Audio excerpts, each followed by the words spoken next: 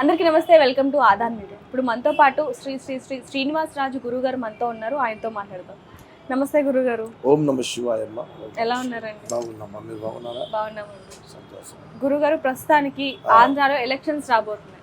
చాలా పోటీగానే ఉన్నాయని చెప్పొచ్చు. ఎలక్షన్స్ అక్కడ ఎవరు గెలుస్తారు అని ఆతృత ప్రతి ఒక్కరిలో కూడా ఉంది. అయితే మనం అంతకు ముందు చాలా వీడియోస్ చేసాం ఎవరు గెలుస్తారు అనేది. మీరు చెప్పినట్టుగానే జరిగినాయి. మరి ఇప్పుడు వారి పేరు మీద గవ్వల జ్యోతిష్యం ఏం చెప్తుంది అంటారు? ఒక పక్క చూస్తే జగన్ గారు, మరోవైపు పొత్తుల మీద చంద్రబాబు నాయుడు గారు, పవన్ గారు, అలాగే బీజేపీ కూడా కలిసింది.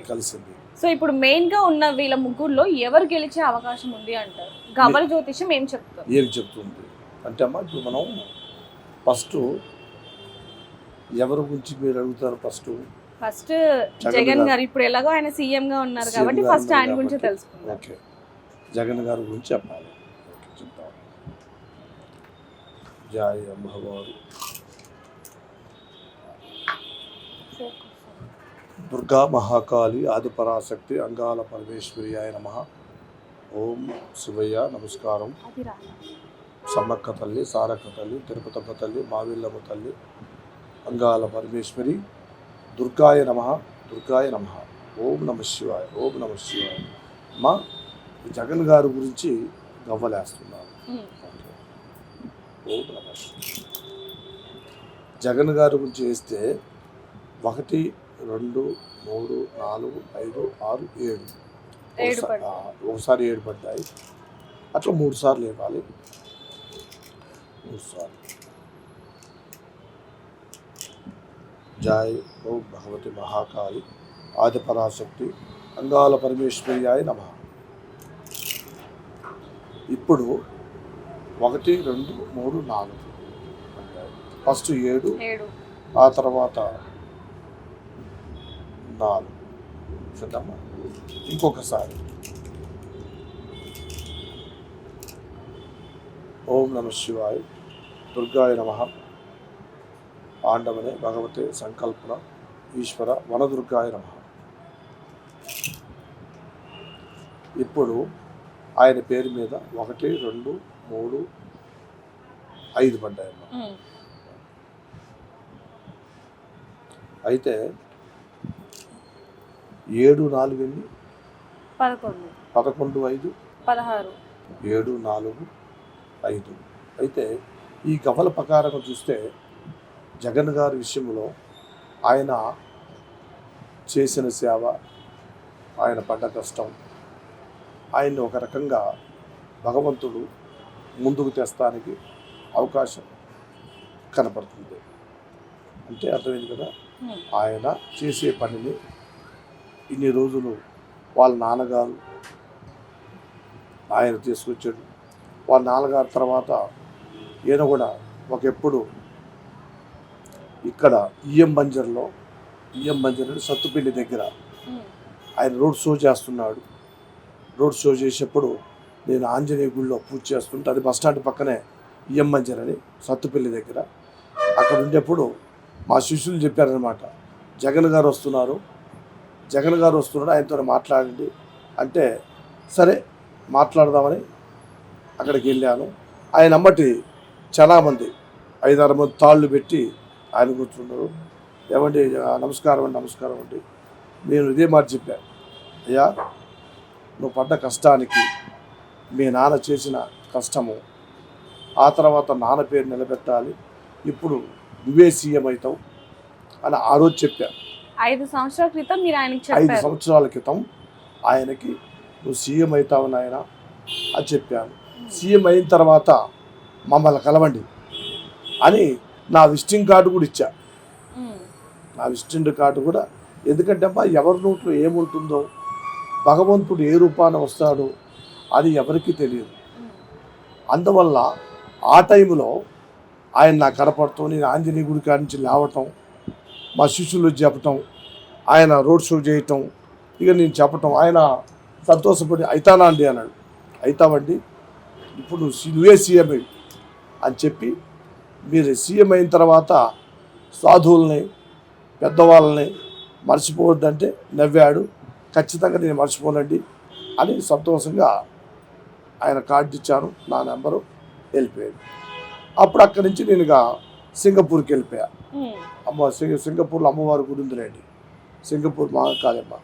ఆమె దర్శనానికి వెళ్ళిన తర్వాత నేను అక్కడ సింగపూర్లో ఉన్నప్పుడు ఫోన్ చేశాను కొంతమంది. ఓ మన జగన్ గారు సీఎం అయ్యారంటే సంతోషమైన వార్తగా, చాలా సంతోషంలే, ఇక రాని ఆయన కొన్ని రోజులు ఉన్నాయి అనుకొని అదే ప్రకారంగా ఆయన వెళ్తున్నాడు, సంతోషంగానే ఉన్నాడు. అలాగని ఇప్పుడు ఆయన సమస్య ఏమిటి అని అడిగితే ఈయనకి ఇప్పుడు ఒకసారి 7, ఒకసారి 4, ఒకసారి 5 అయితే నార్మల్గా ఆయన లెవెల్గా వచ్చే మార్గం కనపడుతుందమ్మా. అంటే ఆయన గెలిచే అవకాశం అయితే కనిపిస్తుంది ఆయన పేరు మీద గెలిచే అవకాశం కొంచెం కనపడుతుందని ఈ గవ్వల శాస్త్రం చెప్తుంది. అలాగనమాట.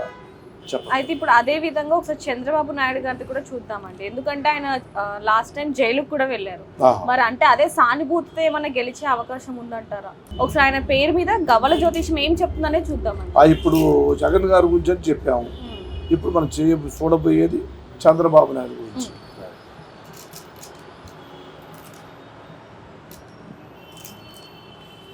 జాయ్ మహాతల్లి అమ్మవారు, జగన్మాత, జగదీశ్వరి, చంద్రబాబు నాయుడు గురించి కూడా కొన్ని విషయాలు దైవవాక్శుద్ధిగా, ఆ భగవంతుడు ఆశీర్వాదముగా మీరు ఖచ్చితంగా ఈ గవ్వల జ్యోతిష్యంగా క్లియర్గా రావాలని మేము కోరుతూ అమ్మవారు జయ జగన్మాత. చంద్రబాబు నాయుడు గారు అమ్మ, చంద్రబాబు నాయుడు గారి గురించి 1, 2, 3, 4, 5 పడ్డాయి ఒకసారి.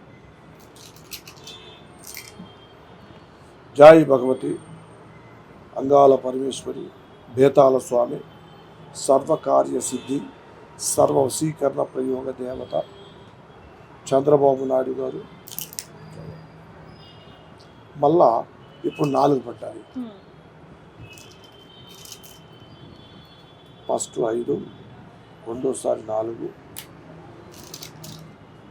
మూడోసారి జగదీశ్వరి అమ్మవారు, దుర్గా భవాని, ఇప్పుడు 4 అంతే కదమ్మా. 13, 5, 4, 4 ఎన్ని మొత్తం కలిపి 13 అంతే కదా, 13. అయితే మొన్న ఇదే చంద్రబాబు నాయుడు గారు ఆయన కొన్ని సమస్యల మీద ఆయన సందర్భం బాగలేక సమయం ఆ గ్రహాలు కొన్ని ఆయన కొంచెం సపోర్ట్ చేయక, ఎందుకంటే అమ్మ ప్రతి వ్యక్తికి దేవుడు అన్నది గొప్పవాడు, మాతాపిత గురువు దైవం అంటారు. అలాగనే ఈ కొంతమంది మనం చాలా మంది చూస్తున్నాను, దేవుడు ఎక్కడున్నాడు అంటారు. దేవుడు ఎక్కడున్నాడు? నీ ఆత్మలో ఉన్నాడు, మనలో ఉన్నాడు. ఆత్మహి పరమాత్మ అన్నాడు. ఆత్మని తలుసుకొని ఆ భగవంతుని అనుకుంటే ఉదయం లేచి మన కార్యాలు కూడా ఏ విషయాన్ని కూడా సిద్ధి అవుతుంటాయి, సక్సెస్ అవుతుంది. దీనివల్ల కొంతమంది ఏం చేస్తుంటారంటే దేవుడు కాదు, మా వరకే అప్పటి వరకు నమస్కారం చేసుకోవటం, అవసరం తెలిపేయటం, వదిలేయటం, అట్లా ఎంతోమంది అలా చేస్తున్నారు. ఇందాక మీరు చెప్పినట్టుగా జగన్ గారు కూడా అలాగే చేశారు. జగన్ గారు అంటే మమ్మల్ని మర్చిపోయారు, అంటే చల్లగొండాలి, ఆయన చల్లగొండాలి. ఇప్పుడు ఒక బాధ్యత ఒప్పచెప్పుకోవాలంటే అది పెద్ద తెలివి, పెద్ద ఆలోచనతో ఆయన సాధించాడు. ఆ భగవంతుడు ఆ వాకు ఫలించింది, ఆ దేవుళ్ళు కూడా సపోర్ట్ చేశారు, ఆయన సీఎం అయ్యాడు. ఏమయ్యా బాబు, అయ్యా నమస్కారం, నన్ను గుర్తుంచుకోరు ఆయన అని చెప్పాం. ఇక ఆయనగా ఎంతోమంది జనం, ఎన్నో కోట్ల జనం కదా, అప్పుడు ఆయన కొంచెం మర్చిపోయారు. ఇప్పుడు కూడా మనం చెప్పాను కదా, మళ్ళా మర్చిపోకుండా గుర్తుంచుకుంటే దానికి మించింది ఏం కావాలమ్మా, అర్థమైందా? అలాగనే చంద్రబాబు నాయుడు గురించి కూడా ఆ రోజు చెప్పాను. చెప్పి బేలు గురించి అడిగారు, మీరే ఆ రోజు అడిగారు. అడిగితే చూసి అమ్మవారు ప్రార్థన చేసి నేను చెప్పా, బేలు దొరకదని కొంతమంది జ్యోతిష్యులు ఎంతోమంది చెప్పారు. జ్యోతిష్యంలో కొంతమంది చెప్తుంటారు నాకు, ఇలా గురుజీ గారు వాళ్ళు చెప్పారు రారండి, వీళ్ళు చెప్పారు రారండి అంటే, నేను చూసి అట్లా కాదయ్యా, అమ్మవారు ఉంది జగదాంబ, ఆ అమ్మవారు వాక్ తీసుకోవాలి, ఆ వాకు ప్రకారం మనం తీసుకుంటే అది కరెక్ట్ అవుతుందని ఆ రోజు అమ్మవారు వాకు తీసుకొని ఆయన బెయిల్ దొరుకుతుందని చెప్పాను. నేను చెప్పిన రోజే 2-3 రోజులు వారం తర్వాత ఆయనకి బెయిల్ దొరకటం వచ్చింది. దాంట్లో కొంతమంది చాలామంది సంతోషపడ్డారు. ఎందుకంటే వయసు కూడా అయిపోతుంది కదమ్మా. ఈ శరీరానికి ఠికానా లేదు. ఒక ఇల్లు కట్టుకుంటే ఒక ఇల్లు కుదురుంటది, ఎప్పుడు ఉంటామో తెలియదు, ఏ నిమిషానికి ఏం జరుగుతుందో తెలియదు. భగవంతుడు అనేది మానవుడికి చాలా ముఖ్యమైన విషయం. కానీ ఆ విషయంలో ఆ భగవంతుడు ప్రార్థన చేసి బెయిల్ దొరుకుతుందని చెప్పాను. అదే అలాగనే ఆయన బెయిల్ దొరికింది, చాలా సంతోషంగా ఉన్నాడు. మళ్ళా కొంతమంది వాళ్ళ అబ్బాయి గురించి అడిగారు. వాళ్ళే మీరే అడిగారు ఏమని, వాళ్ళ బాబు ఉన్నాడు కదండి, ఆ అబ్బాయికి ఏదైనా ప్రాబ్లం వస్తా అంటే నేను చెప్పాను అట్లా రాదమ్మా, రూట్ అలా వరకు చూసుకుంటే అన్ని మీరు చెప్పినట్టుగానే జరిగాయి. ఆ భగవంతుడు ఆశీర్వాదం నడుస్తూనే ఉంటాయి. మరి ఇప్పుడు చంద్రబాబు నాయుడు గారి విషయంలో ఏం జరగబోతుంది? చంద్రబాబు నాయుడు గారి విషయంలో ఇప్పుడు ఆయన చేసే పనిలో ఫస్ట్ 5, ఆ తర్వాత 4, ఆ తర్వాత 4 చూస్తే 13 పడ్డాయి. కాబట్టి ఆయన కొన్ని విషయాలలో ముందుకు సాగటానికి కూడా ఒక లైన్గా, ఎందుకంటే ఒక వ్యక్తి కాదు, ఒకరు ఇద్దరు అంతా కలిసి ఉన్నారు. కాబట్టి మరి జగన్ గారు కూడా ముందుకు వస్తున్నారు, ఆయన కూడా ముందు వస్తున్నారు. ఆ సమయంలో వాళ్ళ గ్రహాలు 12 రాశులు ఉంటాయమ్మా, అర్థమైంది. అలాగనే 9 గ్రహాలు 12 గ్రహాలు కొన్ని ఉంటాయి. వాళ్ళు ఎప్పుడు ఆ టైంలో ముందుకెళ్ళి పట్టుకున్న టైం అంటారు కదా, లేచిన టైం, పెద్దోళ్ళు అంటారు ఒక మాట, లేచిన పొద్దు చూసిన గడియ అంటారన్నమాట. అలాగా ఇప్పుడు ఈయన ఒకే కనపడుతున్నాడు జగన్ గారు, ఆయన కూడా ఒకే కనపడుతున్నాడు. అయితే వాళ్ళ సమయాన్ని బట్టి వాళ్ళ ముందు రావడానికి అవకాశం కనపడుతుంది. అంటే ఇందాక మీరు చెప్పినట్టు జగన్ గారు గెలిచే అవకాశం ఉంది అన్నారు, మరి ఇప్పుడు ఈయన గెలిచే అవకాశం ఉంది అంటున్నారు. మరి ఇద్దరు ఎవరు గెలుస్తారంటే ఇప్పుడు లేచిన గడి అని చెప్పాను కదా, వాళ్ళు జగన్ గారు కూడా అలా చెప్పాను, చంద్రబాబు నాయుడు గారు కూడా అదే చెప్తున్నా. ఏంటంటే ఆ సమయం వాళ్ళు లేసే టైం ఆ భగవంతుడు తలుచుకొని ఆ టైంలో వాళ్ళు వెళ్తారు కదా. ఇప్పుడు ఒక పందానికి వెళ్ళినా, ఇప్పుడు మనం ఏం చేస్తామంటే పందానికి వెళ్ళినా దేవుడు మొక్కుంటాం, ఒకళ్ళు చూస్తాం, ఫలాని కాడికి వెళ్తున్నాను, శుభకార్యానికి వెళ్తున్నాను, ఎప్పుడు దీర్ఘాయుష్మాన్ బావ అని కొంతమంది ఉంటాం. కొంతమంది ముగ్గుసూటికి వెళ్ళిపోతుంటారు, అది కొంతమంది జరగదు. భగవంతుడు ఆశీర్వాదం తీసుకున్న వాళ్ళకి అలాగనే వాళ్ళ ముందుకు వెళ్తానికి అవకాశం ఉంది. ఇప్పుడు ఈయనైనా ఆయన ఆ టైంలో ఇప్పుడు వరకు ఇలా కనపడుతున్నాయి, పోటాపోటీలుగా కనపడుతుంది. అయితే ఆ టైంలో వాళ్ళకి అవకాశం వాళ్ళు లేచే గడియను బట్టి ఉంటుంది. అంతేమ్మా. ఇద్దరిలో ఎవరికి ఎక్కువగా అవకాశం ఉంది అంటారు? ఇప్పుడు జగన్ గారు అంటే జగన్ గారే, అర్థమైందా. ఆయన వయసు చిన్నదైనా తెలివి గల్లవాడు, ఆలోచన గల్లవాడు. తెప్పకొచ్చాడు 5 సంవత్సరాల వరకు, ఇంతవరకు లాక్కొచ్చేసిన బాగానే పవర్గా ఉన్నాడు. అలాగనే చంద్రబాబు నాయుడు కంటే ఆయన అనబశాలి. ఆయన ఈ ఆది బునాది కాంచి పట్టుకుంటే పాత కాంచి వండవాడే. అది ఇద్దరు ప్రకారం అంటే జగన్ గారికి అయితే ఇంగ్లీష్ అక్షరం ఫస్ట్ అక్షరం ఏమొస్తుంది, ఇంగ్లీష్ అక్షరం జగన్ గారికి జే వస్తుంది, చంద్రబాబు నాయుడుకి సి వస్తుంది. అంతేగా, జేకి సికే పోటీ ఇప్పుడు, అంతే కదా. అయితే వాళ్ళ గడియాలు బట్టి ఆ టైంలో ఆ గడియను బట్టి వాళ్ళు ముందుకు సాగటానికి అవకాశం కనపడుతుందని ఈ గవ్వల శాస్త్రం చెప్తుంది.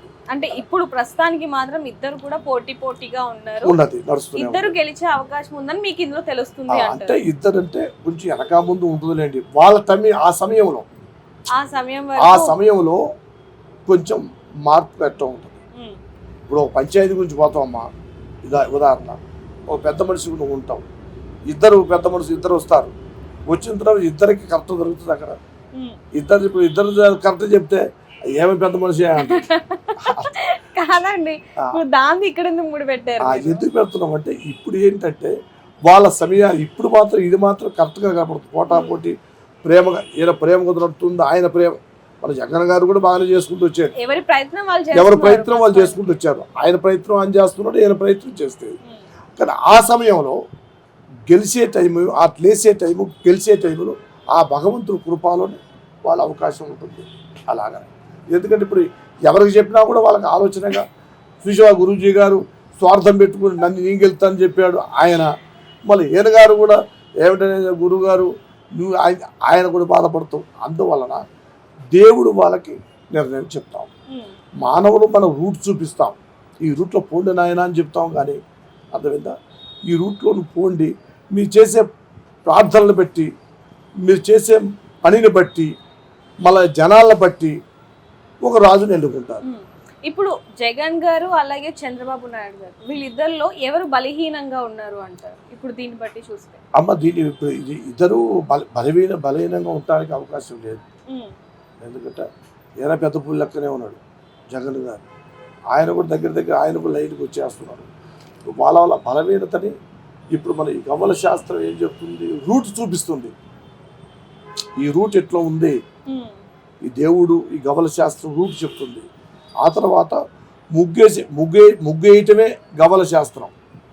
ఆ తర్వాత రోడ్డు వేసేది, దాని జనాలు పిలిపించేది వాళ్ళ ప్రభావం బట్టి ఉంటుంది. ఇప్పుడు చంద్రబాబు నాయుడు గారిది జగన్ గారిది చూసామండి, పవన్ కళ్యాణ్ గారిది కూడా ఏ విధంగా ఉంది అనేది గవ్వల జ్యోతిషం ఏం చెప్తుంది అనేది ఒకసారి చూద్దాం. ఓకే తల్లి, పవన్ కళ్యాణ్ గారిది జాయగురు మహాకాళి ఆదపరాశక్తి సమ్మక్క తల్లి వనదుర్గాయ నమః. పవన్ కళ్యాణ్ కుమార్ జాయగురు మాతేశ్వరి.